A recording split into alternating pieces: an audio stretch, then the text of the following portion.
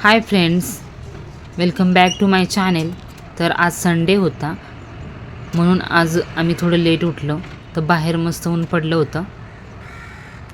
तर मी फ्रेश होऊन देवपूजा केली आणि त्यानंतर ब्रेकफास्ट बनवण्यासाठी किचनमध्ये गेले.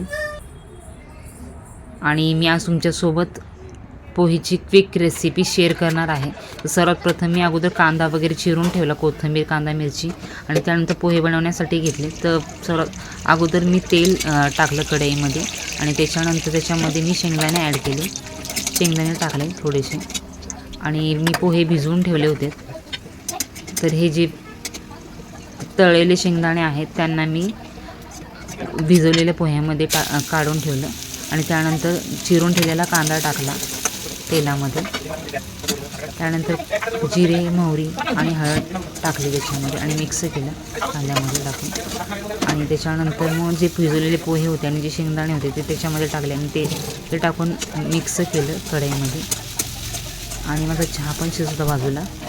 त्यानंतर थोडं मीठ टाकलं आणि मग नंतर चिरलेली कोथिंबीर टाकली शेवटी पोहेमध्ये आणि सगळं एकत्र करून मिक्स केलं. तर असे 5 मिनटामध्ये पोहे होऊन जातात जर आपण सगळं रेडी करून ठेवलं तर. आणि तुम्ही बघू शकता की पोहे कसे झाले ते. तर ब्रेकफास्टसाठी सकाळी पोहे आणि चहा बनवला होता. तर संडेला तुमच्या घरी काय बनवतात संडेच्या दिवशी, तर तुम्ही ते मला कमेंट करून सांगा ब्रेकफास्टसाठी. आणि तुम्हाला माझा हा व्हिडिओ कसा वाटला ते नक्की मला कमेंटमध्ये सांगा. आणि व्हिडिओ आवडला तर लाईक करा आणि प्लीज सबस्क्राईब करा माझ्या चॅनलला. Thank you so much for watching.